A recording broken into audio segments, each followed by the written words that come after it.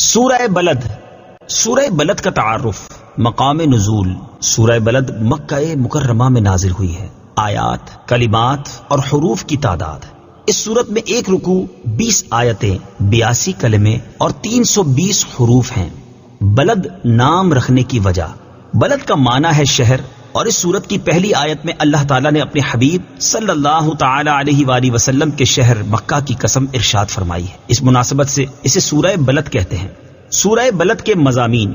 اس سورت کا مرکزی مضمون یہ ہے کہ اس میں انسان کی سعادت اور بدبختی کے بارے میں کلام کیا گیا ہے، اور اس میں یہ مضامین بیان ہوئے ہیں. نمبر 1، اس کی ابتدا میں اللہ تعالیٰ نے شہر مکہ کی حضرت ابراہیم علیہ الصلوۃ والسلام اور اپنے حبیب صلی اللہ تعالی علیہ وسلم کی قسم ذکر کر کے فرمایا کہ بے شک ہم نے آدمی کو مشقت میں رہتا پیدا کیا ہے. نمبر 2، بری جگہ اور بری نیت سے مال خرچ کرنے والے کی مذمت بیان کی گئی، اور یہ بتایا گیا کہ وہ یہ نہ سمجھے کہ اسے کوئی نہیں دیکھ رہا بلکہ اللہ تعالیٰ اسے دیکھ رہا ہے. نمبر 3، یہ بیان کیا گیا کہ اللہ تعالیٰ نے انسان کو 2 آنکھیں، زبان اور 2 ہونٹ دیے ہیں، اور اس کے سامنے اچھائی اور برائی دونوں کے راستے واضح کر دیے ہیں. اب اسے اختیار ہے کہ وہ اپنی عقل کو استعمال کرتے ہوئے اپنے لیے جس راستے کو چاہے چن لے. نمبر 4، اس سورت کے آخر میں مال خرچ کرنے کے مصارف بیان کیے گئے، اور یہ بتایا گیا کہ ان جگہوں پر مال خرچ کرنے والا اگر ان لوگوں میں سے ہو جو ایمان لائے اور انہوں نے آپس میں صبر کی نصیحتیں کی اور آپس میں مہربانی کی تاکیدیں کی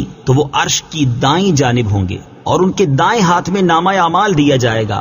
نیز یہ بیان کیا گیا کہ کافروں کو بائیں ہاتھ میں اعمال نامہ دیا جائے گا، اور ان پر ہر طرف سے بند کی ہوئی آگ ہوگی. سورہ فجر کے ساتھ مناسبت. سورہ بلد کی اپنے سے ماقبل سورت فجر کے ساتھ مناسبت یہ ہے کہ سورہ فجر میں مال کی محبت، وراثت کا سارا مال ہڑپ کر جانے اور مسکین کو کھانا کھلانے کی طرف راغب نہ کرنے کی مذمت بیان کی گئی، اور سورہ بلد میں یہ بتایا گیا ہے کہ مالدار شخص کو اپنا مال کن کاموں میں خرچ کرنا چاہیے. بسم اللہ الرحمن الرحیم. ترجمہ: اللہ کے نام سے شروع جو نہایت مہربان رحمت والا ہے.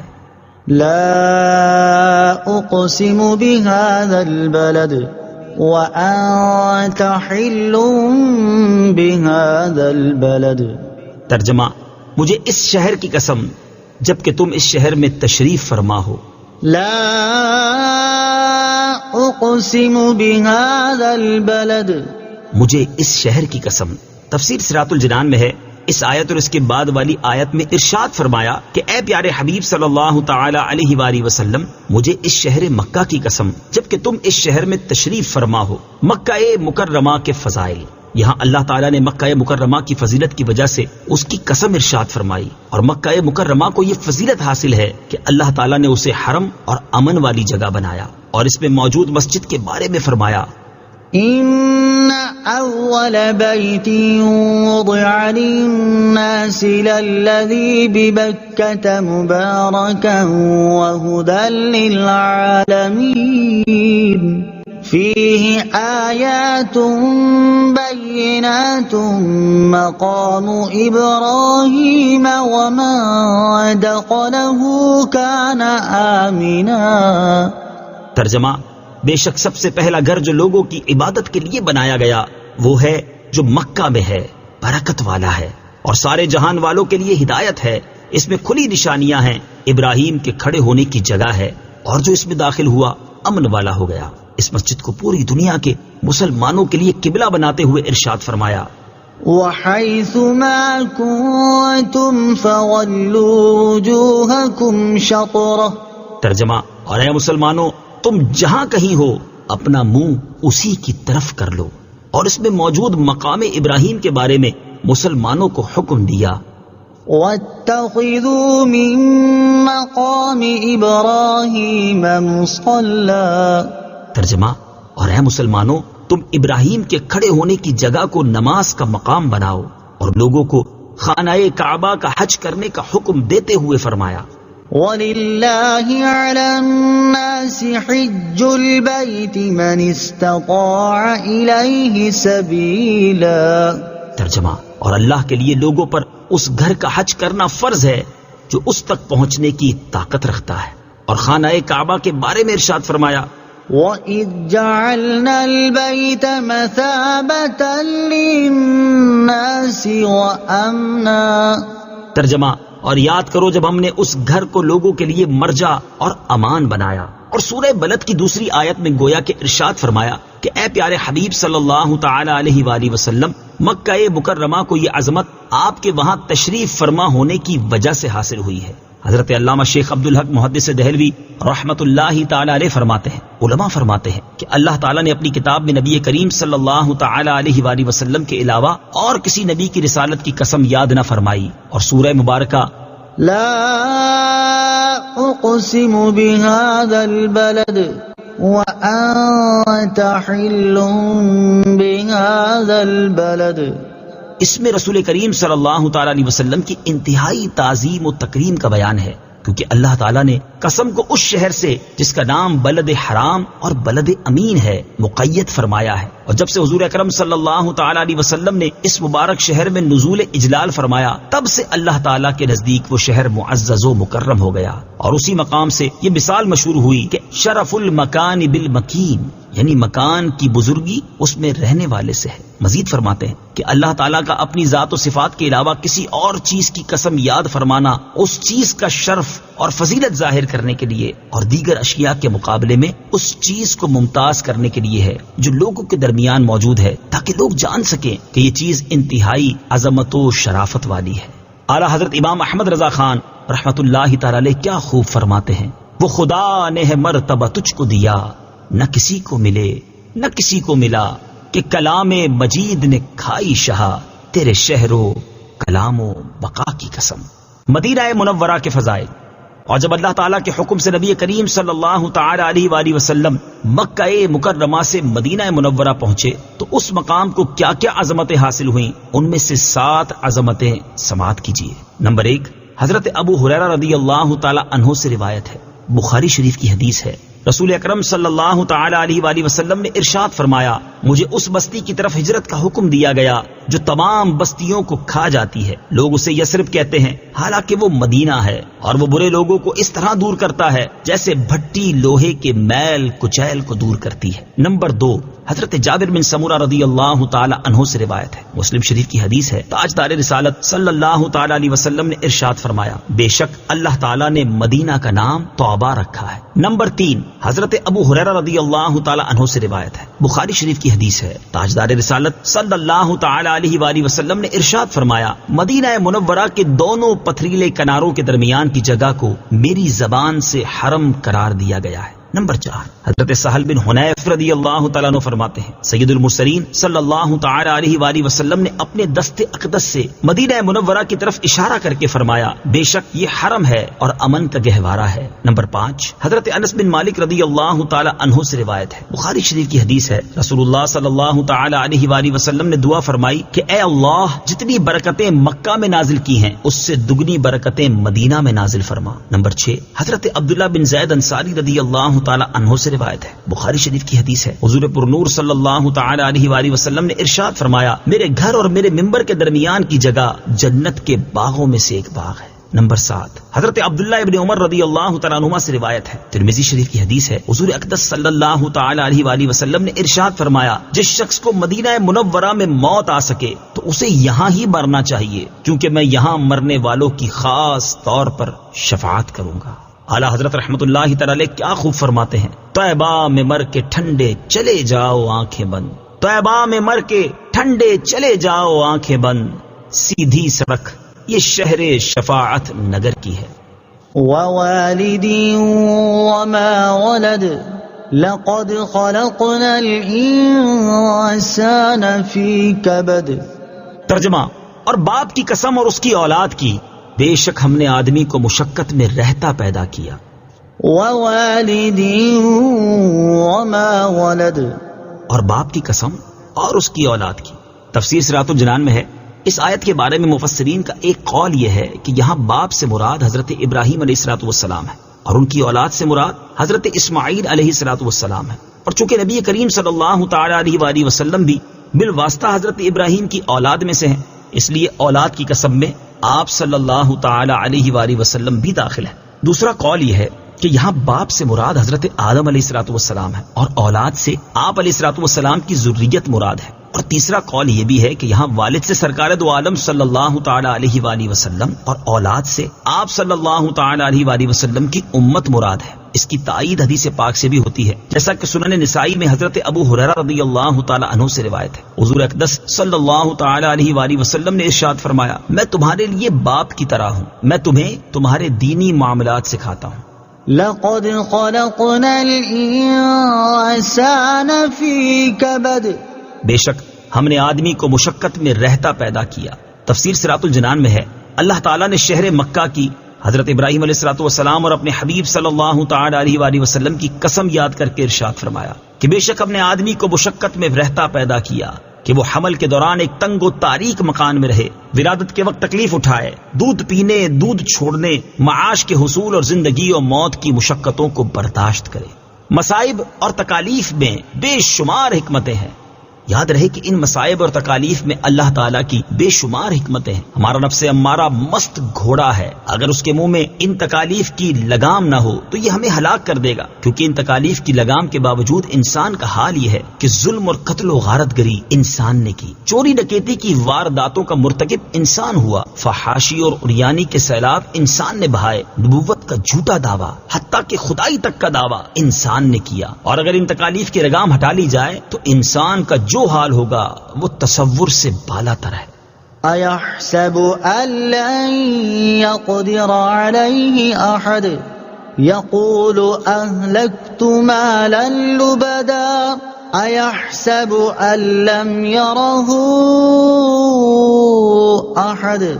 ترجمہ، کیا آدمی یہ سمجھتا ہے کہ ہرگز اس پر کوئی قدرت نہیں پائے گا؟ کہتا ہے کہ میں نے ڈھیروں مال ختم کر دیا، کیا آدمی یہ سمجھتا ہے کہ اسے کسی نے نہ دیکھا؟ أَيَحْسَبُ أَن لَّن يَقْدِرَ عَلَيْهِ أَحَدٌ۔ کیا آدمی یہ سمجھتا ہے کہ ہرگز اس پر کوئی قدرت نہیں پائے گا؟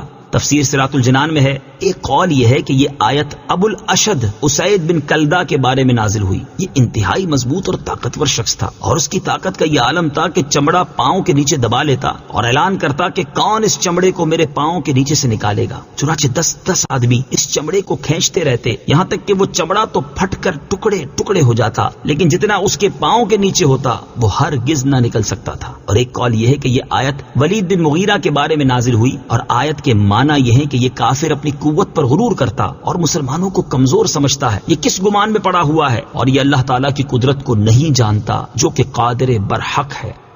يقول أهلكت مالا لبدا، کہتا ہے کہ میں نے ڈھیروں مال ختم کر دیا۔ تفسیر صراط الجنان میں ہے، یہاں سے اس کافر کا قول ذکر کیا گیا۔ چنانچہ اس آیت اور اس کے بعد والی آیت کا خلاصہ یہ ہے کہ وہ کافر کہتا ہے کہ میں نے نبی کریم صلی اللہ تعالی علیہ وآلہ وسلم کی عداوت اور دشمنی میں لوگوں کو دے دے کر ڈھیروں مال ختم کر دیا تاکہ وہ لوگ حضور اقدس صلی اللہ تعالی علیہ وآلہ وسلم کو تکلیف پہنچائیں۔ کیا اس کافر کا یہ گمان ہے کہ اسے اللہ تعالیٰ نے نہیں دیکھا اور اللہ تعالیٰ اس سے سوال نہیں کرے گا کہ اس نے یہ مال کہاں سے حاصل کیا اور کس کام پر خرچ کیا؟ ایسا ہرگز نہیں، اللہ تعالیٰ اس کی خبیث نیت اور باطنی فساد سے باخبر ہے اور وہ اسے اس کی سزا دے گا۔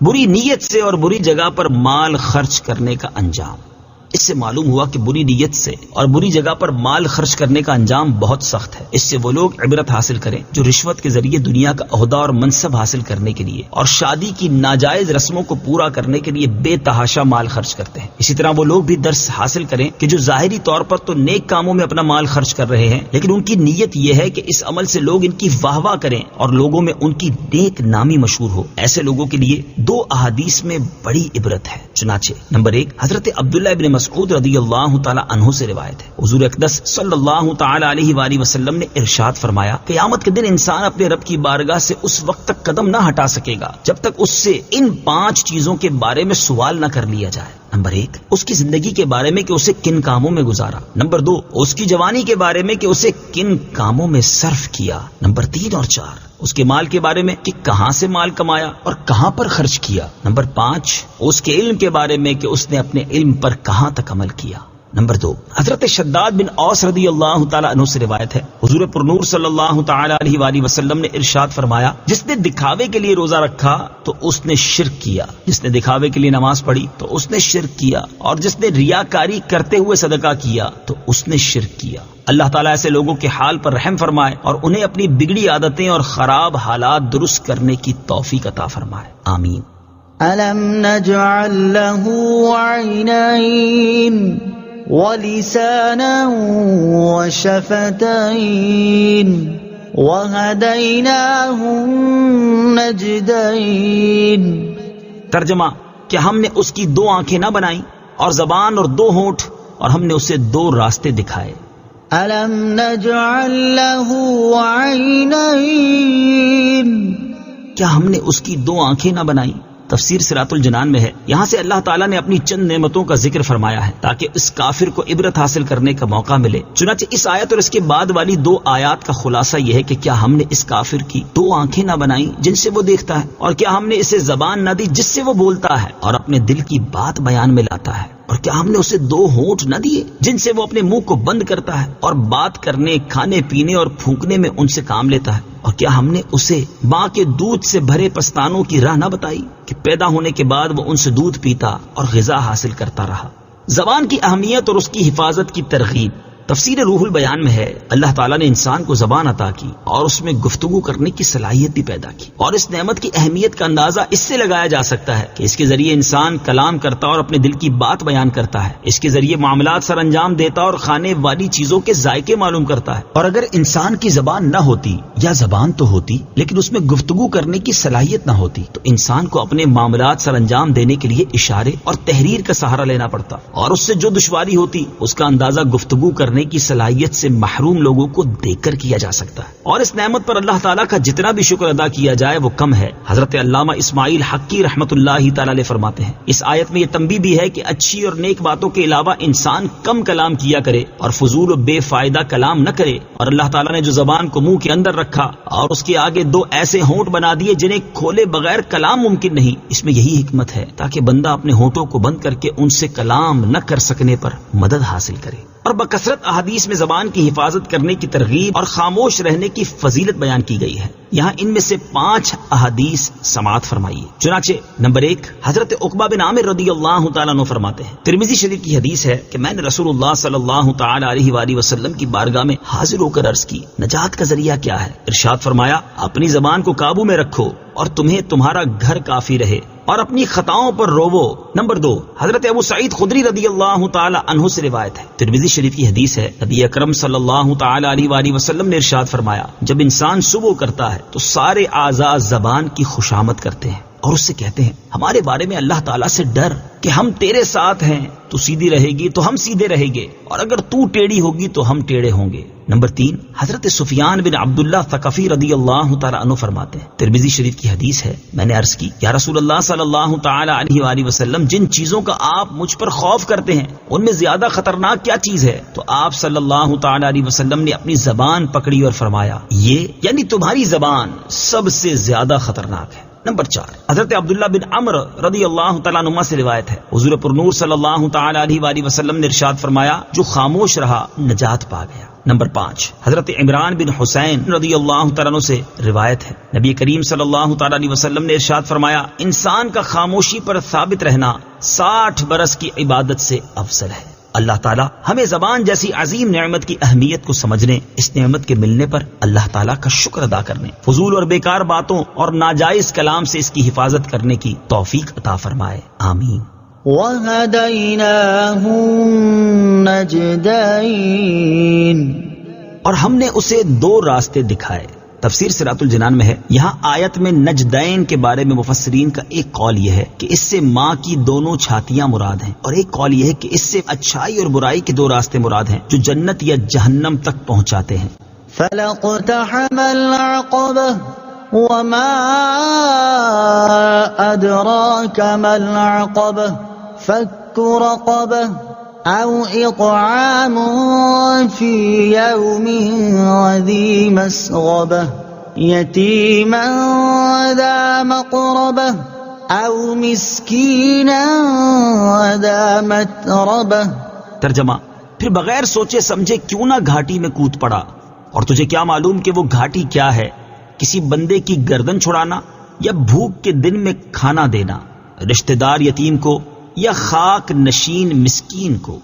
فَلَاقْتَحَمَ الْعَقَبَةَ، پھر بغیر سوچے سمجھے کیوں نہ گھاٹی میں کود پڑا۔ تفسیر صراط الجنان میں ہے، یعنی جب اللہ تعالیٰ کی نعمتیں ظاہر اور وافر ہیں تو اس پر لازم تھا کہ وہ ان نعمتوں کا شکر ادا کرے، لیکن اس نے نیک اعمال کر کے ان جلیل اور عظیم نعمتوں کا شکر ادا نہ کیا۔ یہاں نیک اعمال کرنے کو گھاٹی میں کودنے سے اس مناسبت کی وجہ سے تعبیر کیا گیا کہ جس طرح گھاٹی میں چلنا اس پر دشوار ہے، اسی طرح نیکیوں کے راستے پر چلنا نفس پر دشوار ہے۔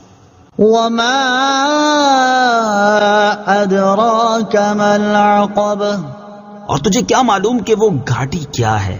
تفسیر صراط الجنان میں ہے، اس آیت اور اس کے بعد والی 4 آیات کا خلاصہ یہ ہے کہ اور تجھے کیا معلوم کہ وہ گھاٹی کیا ہے اور اس میں کودنا کیا ہے۔ وہ گھاٹی اور اس میں کودنا یہ ہے: نمبر 1، کسی بندے کی گردن غلامی سے چھڑانا۔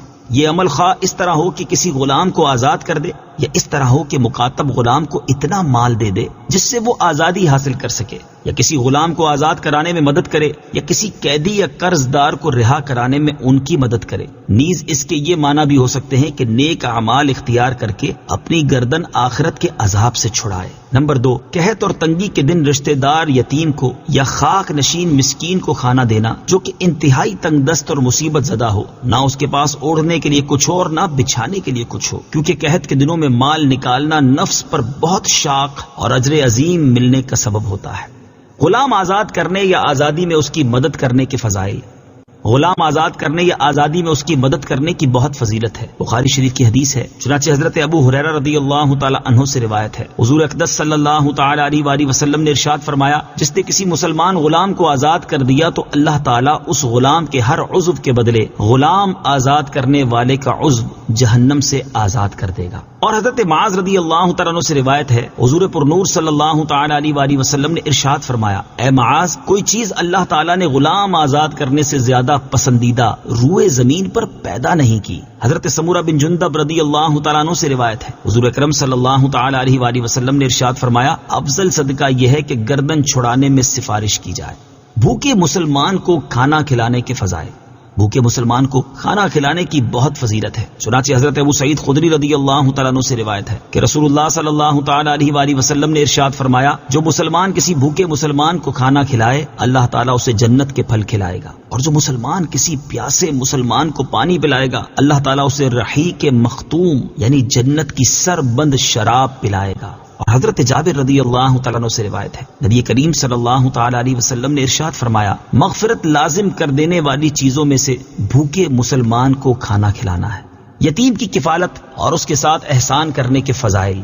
یتیم کی کفالت کرنے اور اس کے ساتھ احسان کرنے اور اسے کھانا کھلانے کی بہت فضیلت ہے، چنانچہ بخاری شریف کی حدیث میں ہے، حضرت سہل بن سعد رضی اللہ تعالی عنہ سے مروی ہے، رسول اللہ صلی اللہ تعالی علیہ وآلہ وسلم نے ارشاد فرمایا، جو شخص یتیم کی کفالت کرے وہ یتیم اسی گھر کا ہو یا غیر کا، میں اور وہ دونوں جنت میں اس طرح ہوں گے۔ حضور اقدس صلی اللہ تعالی علیہ وآلہ وسلم نے کلمہ کی انگلی اور بیچ کی انگلی سے اشارہ کیا اور دونوں انگلیوں کے درمیان تھوڑا سا فاصلہ کیا۔ اور حضرت ابو ہریرہ رضی اللہ تعالی عنہ سے روایت ہے، ابن ماجہ کی حدیث ہے، رسول کریم صلی اللہ تعالی علیہ وسلم نے ارشاد فرمایا، مسلمانوں میں سب سے بہتر گھر وہ ہے جس میں کوئی یتیم ہو اور اس کے ساتھ احسان کیا جاتا ہو، اور مسلمانوں میں سب سے برا وہ گھر ہے جس میں یتیم ہو اور اس کے ساتھ برا سلوک کیا جاتا ہو۔ اور حضرت عبداللہ ابن عباس رضی اللہ تعالی عنہما سے روایت ہے، مشکات شریف کی حدیث ہے، حضور پرنور صلی اللہ تعالی علیہ وسلم نے ارشاد فرمایا، جو شخص یتیم کو اپنے کھانے پینے میں شریک کرے اللہ تعالیٰ اس کے لیے ضرور جنت واجب کر دے گا، مگر جبکہ ایسا گناہ کیا ہو جس کی مغفرت نہ ہو۔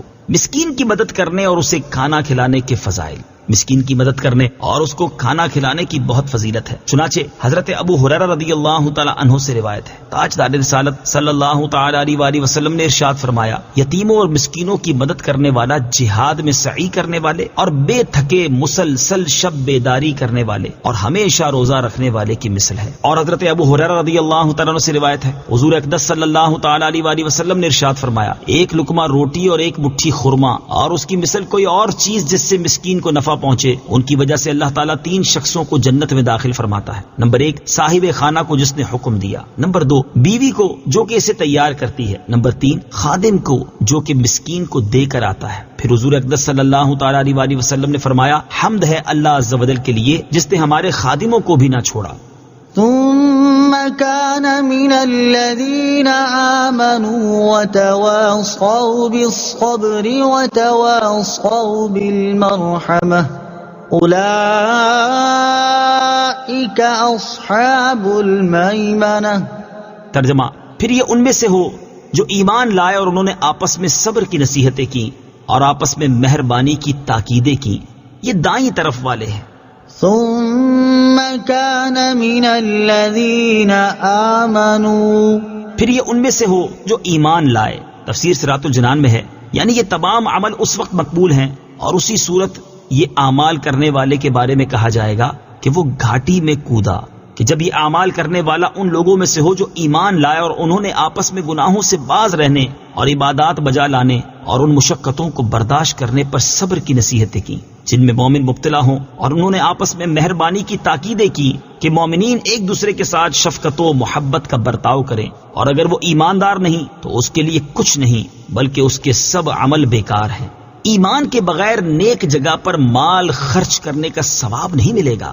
اس سے معلوم ہوا کہ ایمان کے بغیر اچھی جگہوں پر مال خرچ کرنے کا ثواب نہیں ملے گا، بلکہ ایمان قبول کرنے کے بعد جو مال راہ خدا میں خرچ کیا جائے گا اسی کا ثواب ملے گا۔ اسی چیز کو بیان کرتے ہوئے ایک اور مقام پر اللہ تعالیٰ ارشاد فرماتا ہے وما منعهم أن تقبل منهم نفقاتهم إلا أنهم كفروا بالله وبرسوله۔